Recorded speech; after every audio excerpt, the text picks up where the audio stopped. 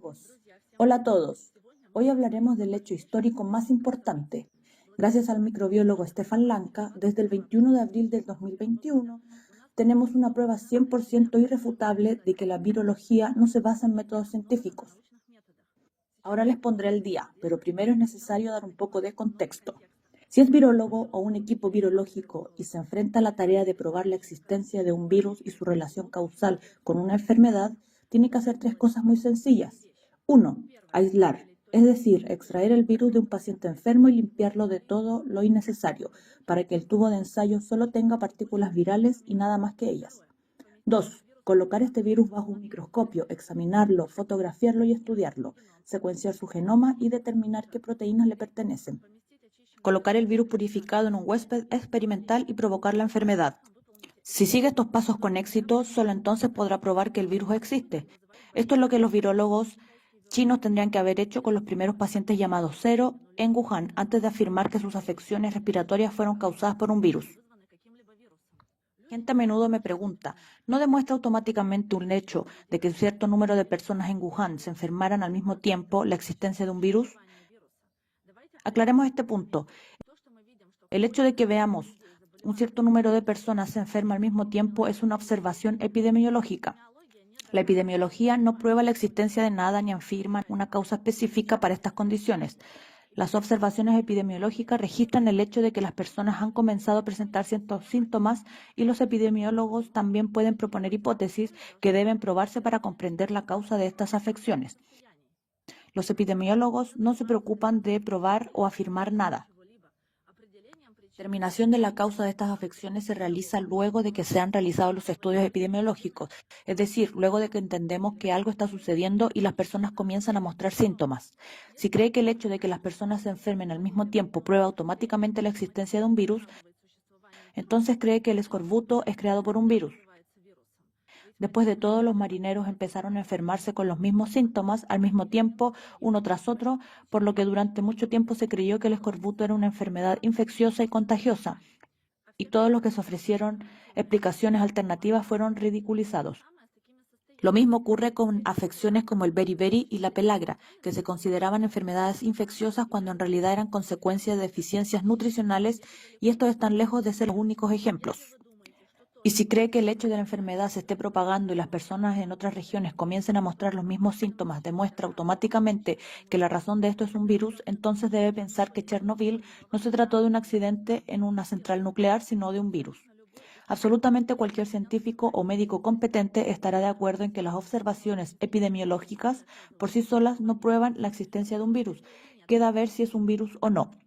Los investigadores honestos entienden que estas enfermedades respiratorias son causadas por varios factores, por ejemplo, productos químicos, contaminación del aire, estilo de vida tóxico y muchos otros factores, que tan solo hay una gran cantidad de literatura científica sobre la neumonía causada por medicamentos. Hay más de 600 conocidos que causan neumonía, y la lista incluye muchos medicamentos comunes como paracetamol, antibióticos, estatinas e incluso aspirina. En general, se puede discutir sobre los factores que pueden provocar una enfermedad respiratoria durante todo el día. Por lo tanto, si su objetivo es determinar el factor real que causó la enfermedad en una persona y no solo imponer lo que es beneficioso para usted, investigará de manera imparcial todas las causas posibles y no se aferrará a algo insostenible. Cuando se trata de un virus, debe seguir todos estos pasos para comprobar si es la causa de la enfermedad. ¿Y qué piensa? ¿Se ha dado estos pasos alguna vez en todo el año y medio de historia de COVID-19? Ni una sola vez. De que hay una gran cantidad de publicaciones que afirman en el título que se aisló el virus SARS-CoV-2. De hecho, esto nunca se hizo. El procedimiento de aislamiento es muy simple y se ha utilizado con éxito durante mucho tiempo en microbiología, permitiendo obtener partículas purificadas de aquellas extrañas, es decir, una muestra de un virus u otra cosa que desee estudiar. Para ello se extrae flema del paciente, que se pasa a través de filtros especiales con el fin de deshacerse de todas las moléculas grandes y obtener un filtrado formado por moléculas medidas en nanómetros. Luego, usando una centrífuga, este filtrado se rota para separar todas estas diferentes moléculas diminutas que se encuentran por densidad y peso. Por lo tanto, se crean varios grupos de moléculas del mismo peso y densidad, y si las partículas virales están realmente presentes en esta flema, entonces estarán dentro de estos grupos. y puede recogerlas con una pipeta, examinarlas, estudiarlas, identificar su genoma, sus proteínas y realizar pruebas de patogenicidad. Es como se aísla un virus. Es importante comprender que si no ha realizado este procedimiento, no tiene ninguna muestra del virus y los siguientes pasos, tales como demostrar una relación causal con la enfermedad, crear una prueba de diagnóstico y crear una vacuna, no es posible. Dije, y sé que suena increíble, este procedimiento nunca se ha realizado en virología. Los virólogos son los únicos científicos del mundo que han decidido no confiar en la definición de diccionario de la palabra aislamiento, y por lo tanto el aislamiento es un procedimiento que no tiene nada que ver con él. En virología, aislar un virus no significa extraer este virus del cuerpo de un paciente enfermo, sino realizar el llamado cultivo celular. Toman flema de un paciente de la cual no aíslan el virus, por lo que no tienen idea si está presente en esta flema. Luego la colocan en células Vero, células de riñón de mono, agregan antibióticos, antimicóticos y también restringen severamente la nutrición de la célula, provocando que pase hambre, luego observan el efecto citopático, la célula muere y declaran que esto es evidencia de la presencia y patogenicidad del virus. Sin embargo, los antibióticos y antimicóticos que le agregan a la flema y las células hambrientas son citoxinas y nefrotoxinas poderosas. Entonces, ¿qué mató a las células? ¿Estos medicamentos venenosos para las células y el hambre o un virus hipotético? La respuesta a esta pregunta solo podría darse mediante experimentos de control en los que virólogos tomarían un material no infeccioso, por ejemplo, flema de una persona sana o una solución estéril y colocarían las células en las primeras condiciones. Es decir, utilizarían los mismos medicamentos, limitarían la nutrición y demostrarían que las células no mueren. Entonces quedaría 100% claro que estos medicamentos y el hambre no pueden causar la muerte celular. ¿Y piensan que al menos una publicación sobre el llamado aislamiento del virus SARS-CoV-2 llevó a cabo un experimento de control de este tipo? La respuesta a esta pregunta es no, ni una sola vez. ¿Se ha realizado tal experimento al menos una vez en toda la historia de la virología? No, no con los llamados virus patógenos. No solo eso, en virología el aislamiento no es obtener una muestra de un virus, sino la matanza de células en un tubo de ensayo que no tiene nada que ver con el aislamiento. Nunca controlan lo que es simplemente inaceptable en la ciencia. Entonces, ¿por qué la virología nunca realiza experimentos de control? Porque conllevarán a resultados que conducirían a la desaparición de la virología.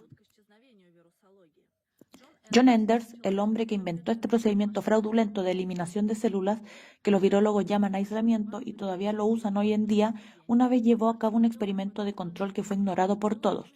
En su publicación de 1954 titulada Difusión en cultivos de tejidos de agentes citopatógenos de pacientes con sarampión, en la que describió por primera vez su procedimiento y sus resultados, escribe lo siguiente.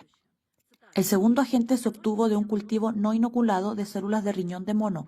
Los cambios citopáticos causados por él en preparaciones no teñidas no pudieron distinguirse con certeza de los virus obtenidos de pacientes con sarampión. Esta es una frase muy importante y la volveré a leer. El segundo agente se obtuvo de un cultivo no inoculado de células de riñón de mono. Los cambios citopáticos causados por él en las preparaciones no teñidas no pudieron distinguirse con certeza de los virus obtenidos de pacientes con sarampión. Y para que no se confunda, le explicaré. Los virus obtenidos de pacientes con sarampión son simplemente una muestra de tejido extraída de una persona enferma. No es un virus purificado. En este caso, Enders tomó una muestra de flema de niños enfermos. Enders escribe que realizó un experimento de control. Tomó un cultivo celular, lo colocó en las mismas condiciones, es decir, nutrición severamente restringida y antibióticos tóxicos, pero no usó material infeccioso con un virus sospechoso de una persona enferma. Usó solo células, un medio con nutrientes mínimos y antibióticos, y obtuvo resultados, como dice, indistinguibles de los resultados que obtuvo de la flema con el virus adentro. Esta es una evidencia directa de que el efecto citopático no es causado por ningún virus, sino por las mismas condiciones del experimento. ¿Qué pasa después? Lo que sucede es que durante la descomposición celular, las células liberan una gran cantidad de partículas diferentes que contienen material genético en su interior. Estas partículas provienen de las células desintegradas del riñón de mono, así como el suero sanguíneo fetal del ternero, que siempre se agrega allí, y la propia flema del paciente. Enders también agregó leche de vaca allí. Es decir, tenemos muchos materiales diferentes: células de mono, flema humana, suero fetal de ternero y leche. Todas esas cosas contienen material genético, por lo que al descomponerse, todos esos materiales producirán partículas, vesículas extracelulares con ácido nucleico en su interior, pero la aparición de estas partículas se anuncia como prueba de que el virus se ha multiplicado. Los científicos miran estas partículas a través de un microscopio, eligen la que más les gusta por su forma, la fotografían y llaman virus SARS-CoV-2. Nunca aíslan estas partículas, simplemente las miran a través de un microscopio y las fotografían. No hay absolutamente ninguna evidencia de que estas partículas sean algún tipo de virus.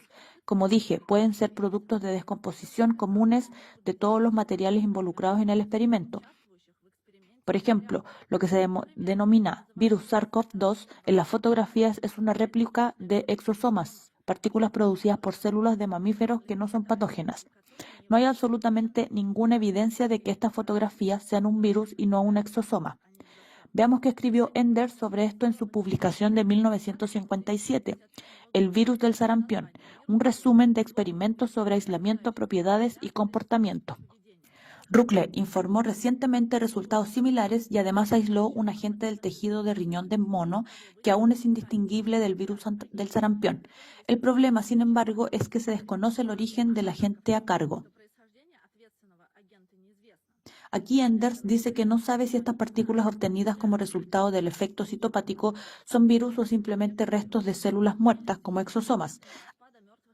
Además, en la misma publicación, existe un riesgo potencial cuando se utilizan cultivos de células de primate para producir vacunas que consiste en virus atenuados, ya que la presencia de otros agentes posiblemente latentes en tejidos de primates no se puede excluir por ningún método conocido. ¿Qué significa? Esto significa absolutamente lo mismo sobre lo que escribieron los investigadores modernos en el 2020. Aquí hay una cita de una publicación de una revista llamada Virus del año 2020, donde analizan las vesículas extracelulares en relación con lo que llaman HIV, SARS y hepatitis C. En la actualidad es casi imposible separar las vesículas extracelulares y los virus utilizando técnicas canónicas de aislamiento de vesículas como la ultracentrifugación diferencial porque a menudo están granuladas, se juntan, debido a su tamaño similar. Para superar este problema, varios estudios han sugerido separar las vesículas extracelulares de las partículas virales usando diferentes velocidades de migración en un gradiente de densidad o usando la presencia de marcadores específicos que distinguen los virus de las vesículas extracelulares.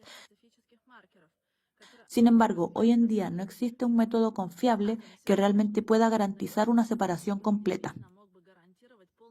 Esta cita significa que los llamados virus y las vesículas extracelulares, es decir, los exosomas, son tan idénticos que no se pueden distinguir de ninguna manera o incluso separarlos entre sí.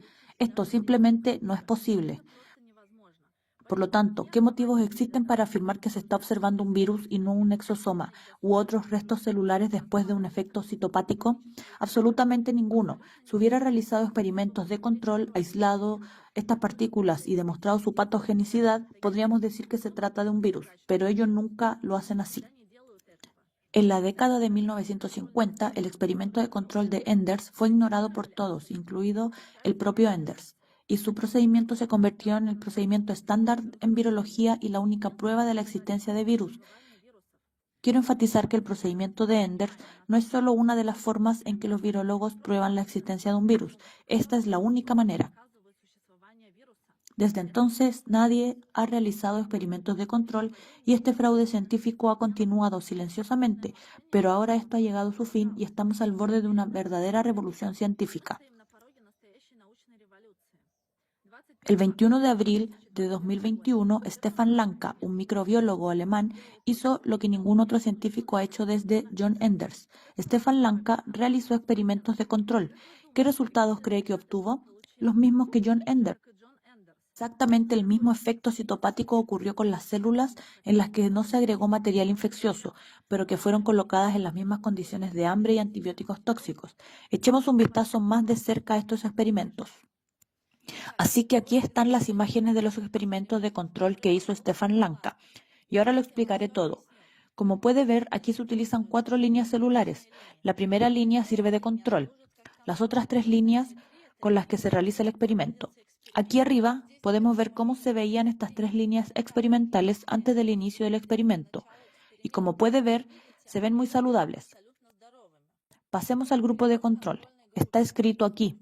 El control número 1, CM, es un medio de cultivo, es decir, nutrición celular completa, y una dosis de ABAM, que significa antibióticos antimicóticos. Más específicamente, aquí se usa anflotericina.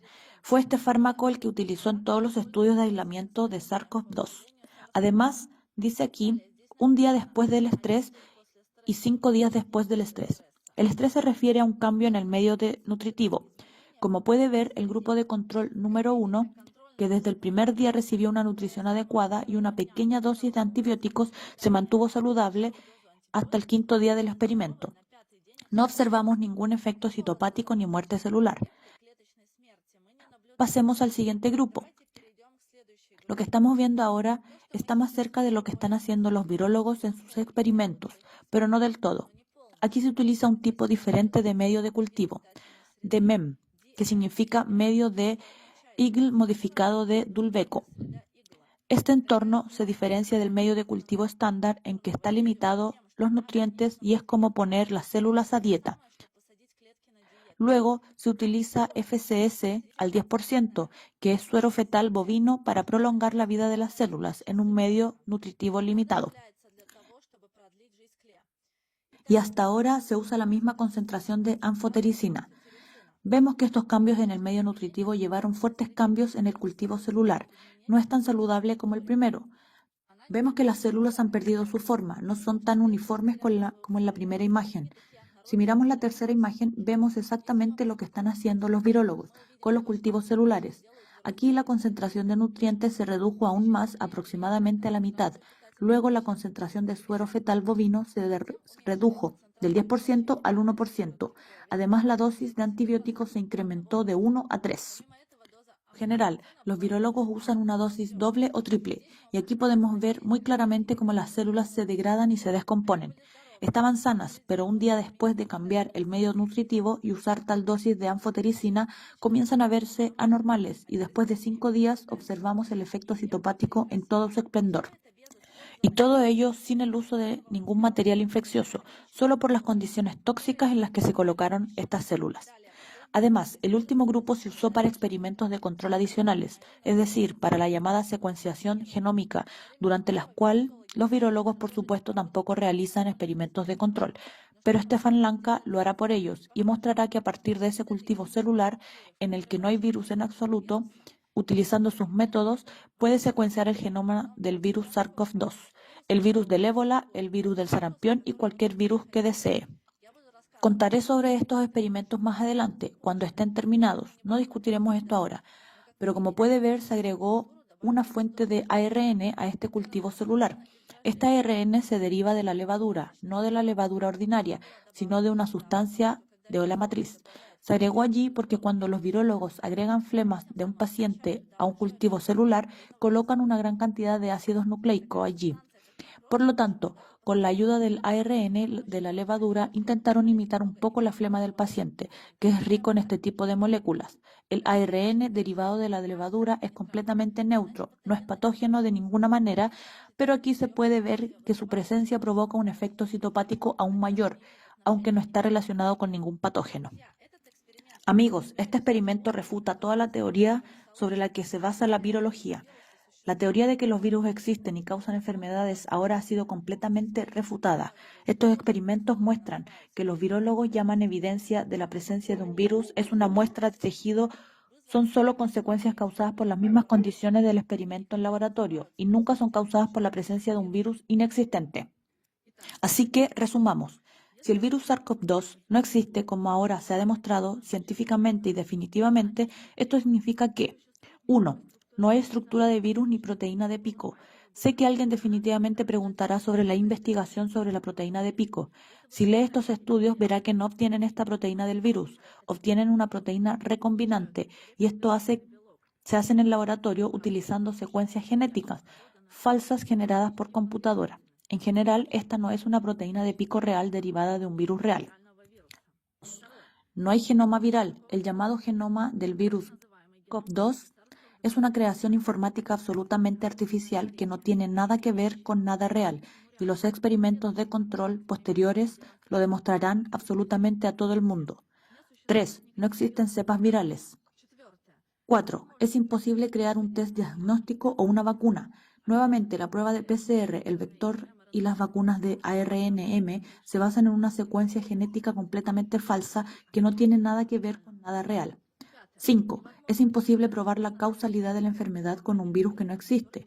6. Todas las llamadas medidas para contener el virus tomadas por el gobierno no están basadas en la ciencia y toda la historia llamada COVID-19 es necesaria solo para el control social y la preparación de personas para la dictadura.